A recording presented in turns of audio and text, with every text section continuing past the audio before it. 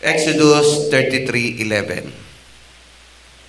Exodus 33:11. Basahin natin isang verse lang, pero marami kong mga iba pang verse na idadagdag dito. Exodus 33:11. Okay. Sige, ako na lang magbabasa. The Lord would speak to Moses face to face. Kita niya talaga mukha ng Panginoon. At dahil siya nakaharap sa Panginoon, alam niyo ba nahawa siya ng ningning ng Diyos? Face to face talaga, hindi lang sa spirit, hindi sa panaginip, hindi sa vision, face to face. As a man speaks with his friends. Ganon sila ka-close ng Panginoon. At ngayon, paglalabas siya ng tent, kausap niya ang Diyos, nagniningning pala yung mukha niya. Dahil nahawa siya sa kaningningan ng Diyos. Hindi lang si Moses. Si Enoch ay lagi naglalakad sa Panginoon. Kasama siya hanggang siya inuwi na. Huwag ka nang umuwi sa bahay niyo. Sumama ka na sa akin. Si Daniel, 3 times a day siyang nananalangin. Kahit may batas na huwag kayo mananalangin sa Diyos niyo. Dinify niya yon. Si David, ang sabi niya, ay mas mabuting nasa bahay ka ng Panginoon kaysa 1,000 taon na kung saan-saan ka naroon. At ang hiling niya sa Panginoon Diyos, Lord, gusto kong magstay sa inyong templo. I want to see your glory. And then John the Beloved, ang tigas ng tigas ng ulo niya. Talagang, kung nasan si Jesus, nandun siya. At nung nagkaroon ng Last Supper, siya talaga nakasiksik doon, nakahilig kay Jesus Christ. At si Paul, kinalimutan niya lahat ng bagay, hindi na siya nanligaw, hindi na siya nagkaroon ng sariling pamilya, mapalapit lang sa Panginoon. There is one common thing sa lahat ng to. Ginamit sila ng Diyos because of their intimacy with God. Dahil sila ay masyadong close, isa lang ang kanilang naging common character. Very close sila sa Panginoon. At the more na close ka sa Panginoon, meron siyang i-reveal sa'yo. At sila ay ginamit ng Panginoon. The more na close ka sa Panginoon, may paggagamitan ka sa Panginoon Diyos. Kaya maganda po sa buhay natin, mag-invest kayo sa Panginoon upang maging intimate kayo at gamitin kayo ng Panginoon. Kasi lahat ng ating pinaghahalagahan dito, pinagkakabalhan dito, ini-invest natin ay mawawala din. Nag-i-invest tayo sa ating mga anak para makapag-aral, pero mawawala din silang masakit. Hindi natin permanente silang makakasama. Nag-i-invest tayo sa ating pamilya, pero isa-isa rin naman kayo kukunin ng kamatayan. Nag-i-invest kayo dito sa lupa na mawawala din. Ang invest niyo yung relasyon niyo sa Panginoon na walang hanggan. At itong sila David, sila Moses, sila Enoch, si Enoch, iisa ang kanilang common character. They gave an investment to the Lord and became intimate to God. At sila'y ginamit ng Diyos. Nasiyahan sila na sila'y ginagamit ng Panginoon. Sa inyo ini-invest ang inyong oras. Sa inyo ini-invest ang inyong resources. Sa inyo ini-invest ang inyong buhay. Mga temporary lang yan. Invest natin ang walang hanggang relasyon natin sa Diyos. At ang ating buhay dito, ang pag-ibig na hinahangad natin dito, remember, masakit. Masakit. Mahal mo ang iyong anak, pero masakit na mawala siya. Mahal mo ang iyong asawa, later on mag-aaway kayo, masakit na iwan ka. Yung pala may iba na. Masakit ang binibigay ng pag-ibig dito. Pero ang pag-ibig ng Diyos ay puro kasiyahan at walang hanggan. Yan talaga ang design natin. Sa Diyos tayo at sa Diyos tayo magbigay ng investment, yung intimacy natin sa Panginoon. At gagamitin kayo ng Panginoon. Pagpapalain kayo ng Panginoon. Magiging magaang ang inyong kalooban. Magiging magaang ang lahat ng bagay. Kasi may investment ka sa Panginoon. Hindi kayo pababayaan. And I'm a living testimony. 2 years akong walang salary. Nagbabayad pa ako ng utang ko na hindi ko naman utang. Pero hindi kami pinabayaan ng Panginoon. Ngayon, praise God, medyo nakakagang-gaang na. Kasi ang Diyos ay tapat. Ang Diyos ay tapat. Saan nyo ini-invest ang inyong oras? Okay, punta ro, nag-i-invest sila sa mga manok. Okay, bahala sila mag-invest sila sa mga manok. Pag nagpunta ka sa mga malls, nag-i-invest sila sa kanilang sariling kasiyahan. Nag-i-invest sila sa kanilang mga bagay-bagay na panlupa. Pero hindi nila binibigay. Hindi sila nag-i-invest sa Diyos. Kahit gaano kalaki ang pera mo dito, iiwan mo yan. Kahit na gaano karami ang ari-arian mo dito, mawawala din yan. Meron, nag-i-invest sa kanyang anak, umaasa na pinag-aaral, hindi na umaattend dito kasi panayang alaga niya sa anak, tinuturuan, sinusubaybayan, pag-asa na aahon sila ang buhay nila sa magitan ng kanyang anak. Hindi naman umahon kasi ordinary lang naging anak niya.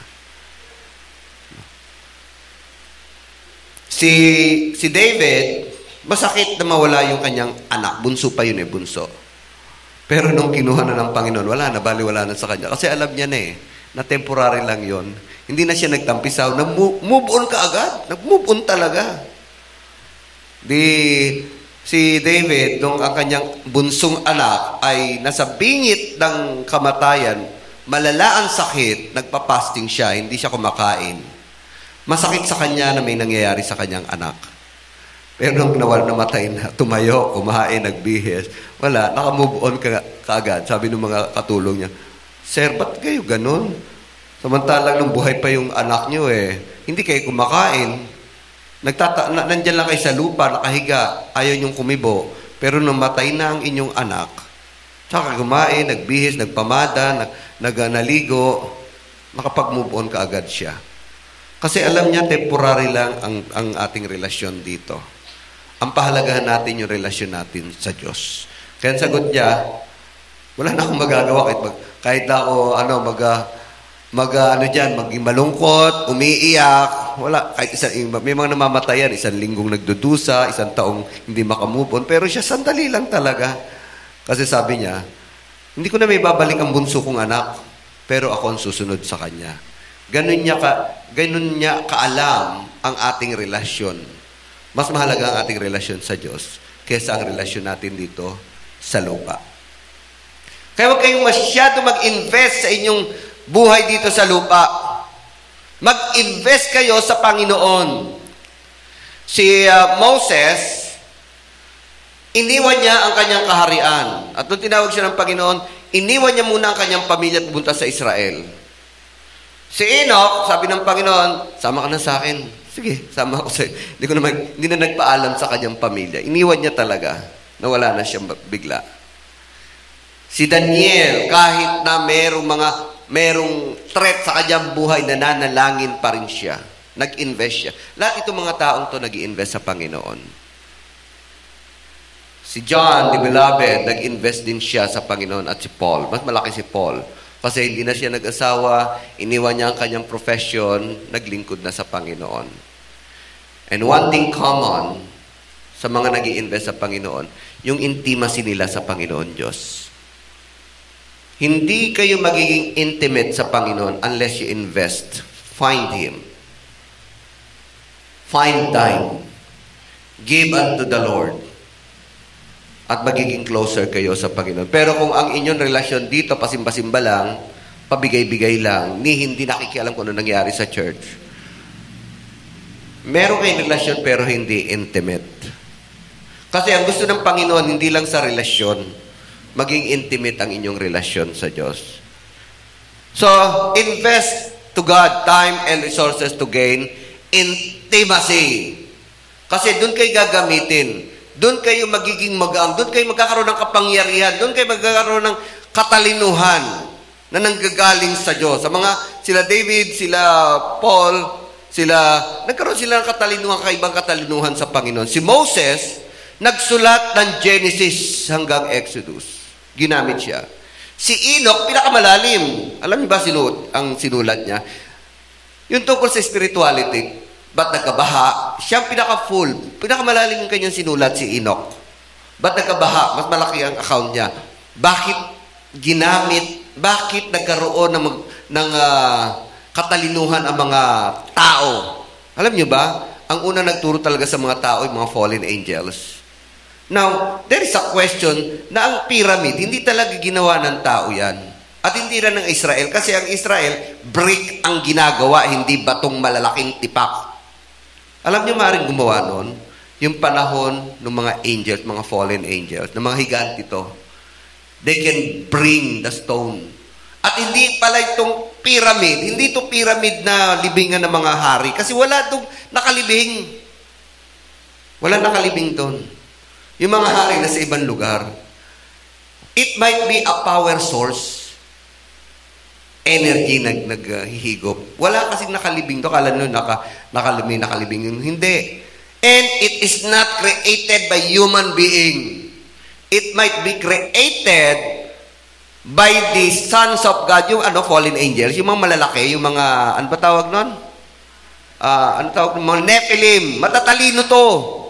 Matatalino mga Nephilim. Kaya lang, mga salbahe na, hindi na sila sumusunod. Dahil sa kalakasan nila, katalinuhan nila, dahil nagrebelde sila, yung mga pyramid might be created by the Nephilim. Ang lalaking bato nito. Hindi kaya ng tao yan. Mga higante dapat ang gagawa dyan.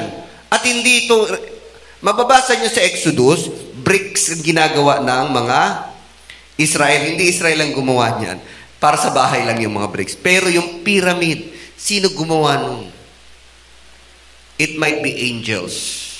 At ang sumulat tungkol sa mga angels, si Enoch, na sinoppress ng mga saserdote, na sinoppress ng mga Pharisee, na sinoppress kasi ayaw nilang pag-usapan ang mga angel spirit.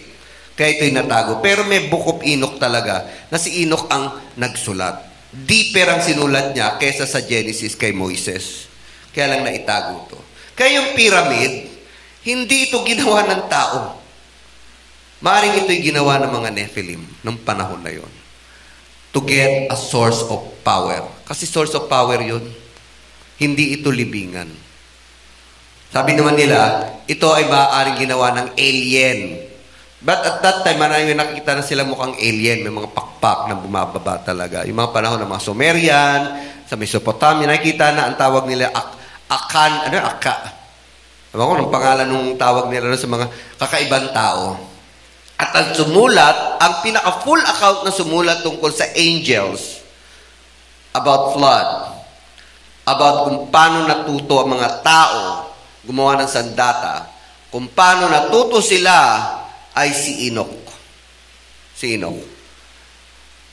Because of his closeness to God. Si David naman, siya'y sumulat ng Psalms. Si Beloved naman, siya ang sumulat ng Revelation. And Paul wrote all the epistles.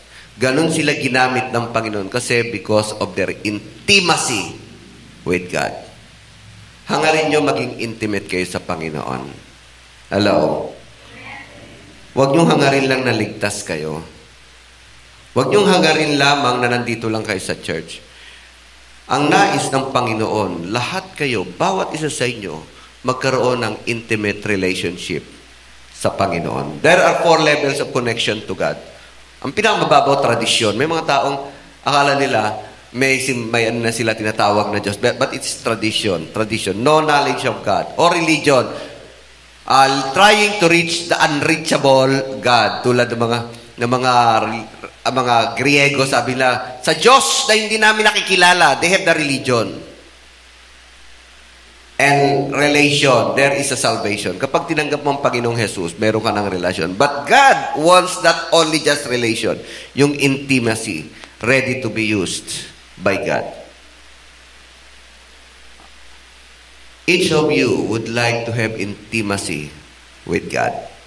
Huwag kayong masatisfy lamang na palasimba. Huwag kayong masatisfy lamang na inaaya lang. Have a closer relationship with God. So that God will use you, God will give you wisdom, God will use you para sa mga kaibigan mo, kapatid ka, mag-anak, magpagamit tayo sa Panginoon. So, hindi ito tradisyon, hindi ito religion, but ang hinahanap niya ay ang intimacy natin sa Panginoon. So, barriers to intimacy. Pero kasi, ang gusto ng Panginoon, magkaroon kayo ng intimate relationship. Dahil ang bawat isa sa inyo, gusto niyang madama mo siya.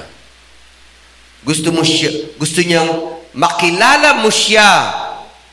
Gusto niyang na sa bawat sandali, nararamdaman mo siya.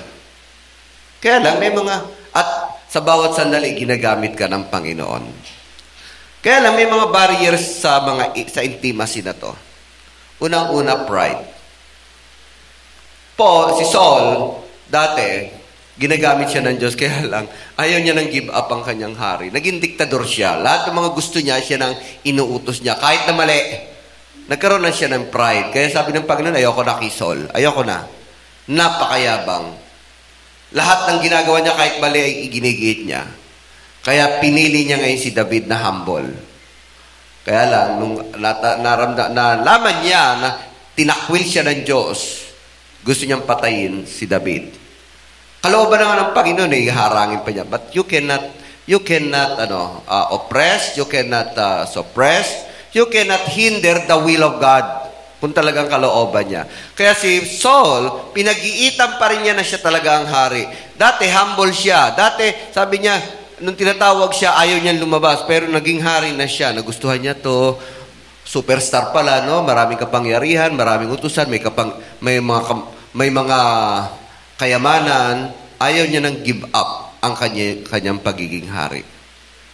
Minsan, sa buhay natin, nagkakaroon tayo ng pride na para bang tayo may kapangyarihang manalangin, tayo may kapangyarihan dito sa church dahil ikaw nagbigay ng mga donation dito. Hindi po, dapat maging humble pa rin tayo. Ang sakit mapakinggan, mayroong isang pastor na ayaw niya magkaroon ng pastor na iba. Kasi, ang gusto niya maging pastor, yung anak niya, ipamamana niya yung church sa magiging anak niya, bata-bata pa. Pero inaangkin nila yung church, which is donated. Donated lang yun. Lahat ng mga church, lahat ng mga ginagamit nila magaganda, lahat yan, binigay, hindi kanila yon. Pero laging sinasabi niya, ito ang pinaghirapan namin.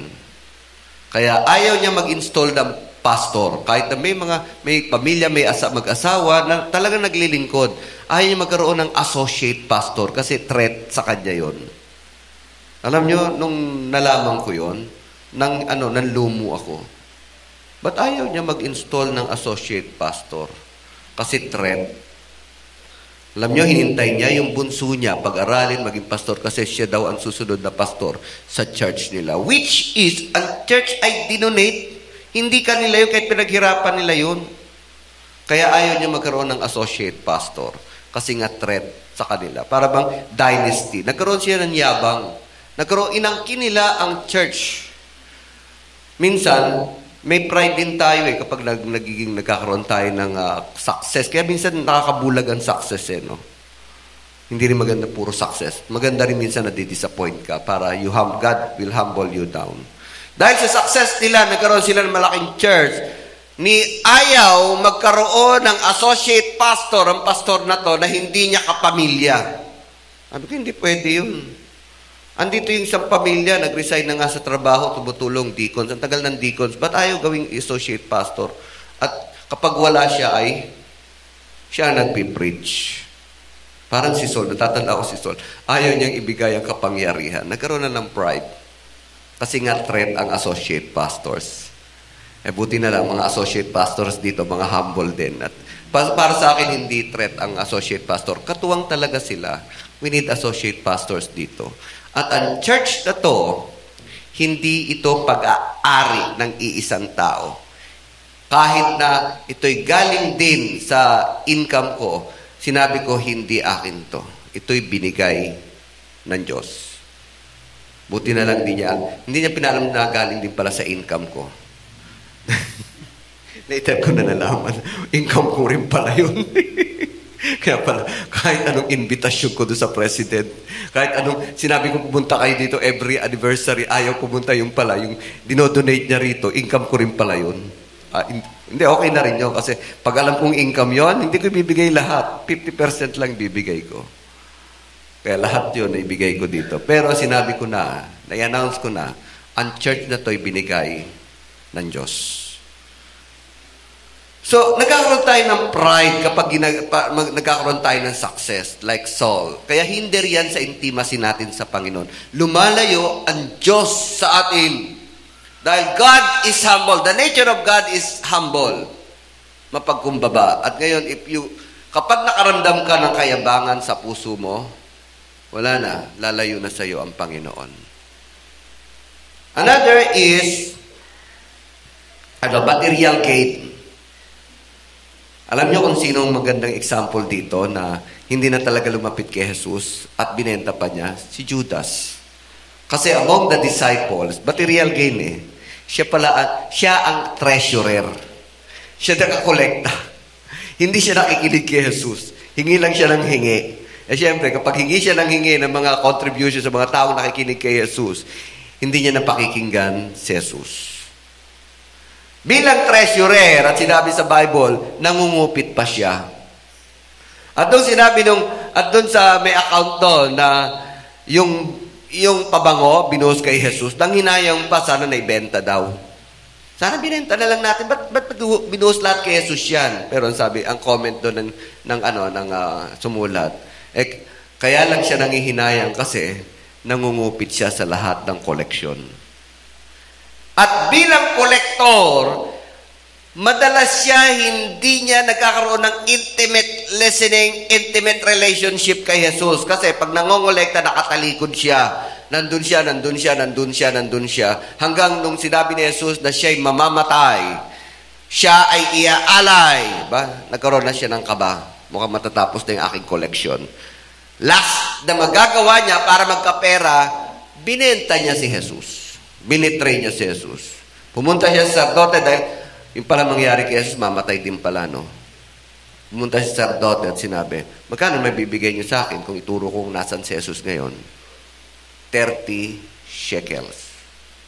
Binenta niya kasi alam niyang ilang ulit na sinabi ni Jesus, mamatay siya, no? Ipapakot muling mabubuhay. So mawawala na ang kanyang collection. Minsan, nawawala tayo ng focus sa Panginoon kapag tayo ay overwhelmed ng material gains. Medyo iwasan natin yon. Nalalabuan ang ating ministry kung ang lagi nating inuuna ay material gain. Hindi na tayo nagkakaroon ng time sa Panginoon kung inuuna material gain. Unahin natin, mag-invest tayo sa Panginoon. So si Judas, kaya niya binenta kasi last chance niya na pagkakitaan si Jesus. Mamamatay din lang pala siya. Ibenta ko na. At nung na-realize niya, naramdaman niya na rin siya, na na-struck din siya.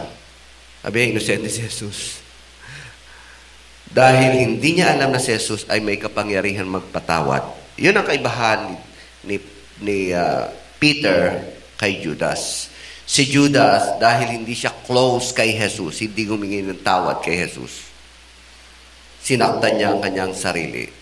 Si Peter, nung na-realize niya na masakit din yung ginawa niya kay Jesus, dininay niya, nagsisi siya at lumapit kay Jesus at humingi ng tawad. Kasi kilala niya si Jesus eh. You see the difference?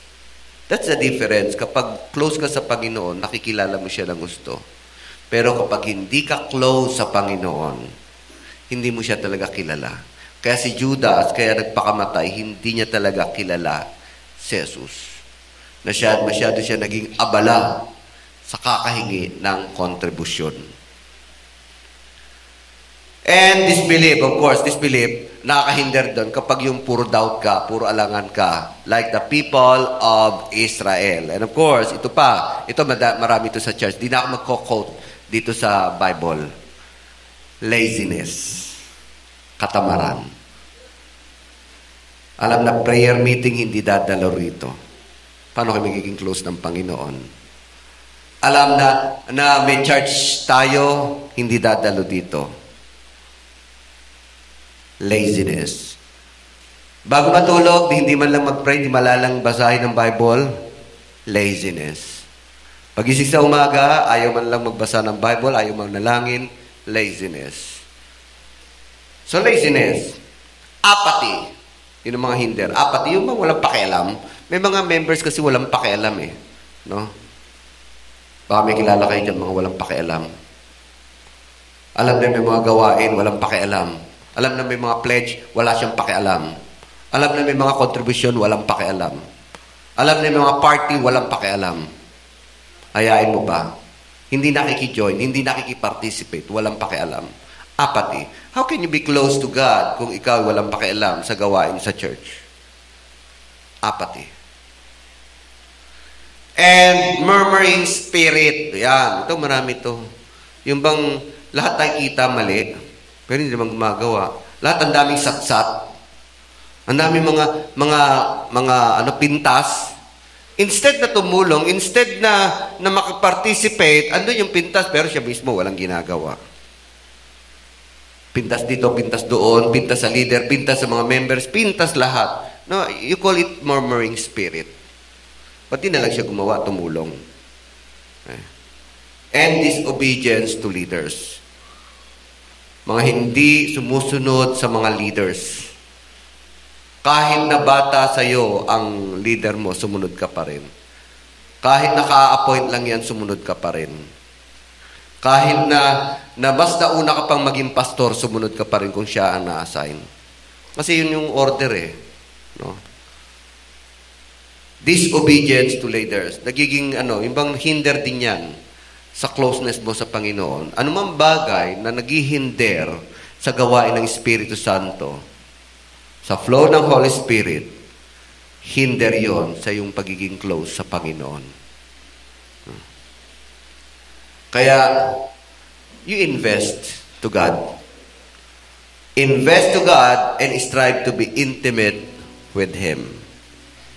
Tayo lahat magsitayo.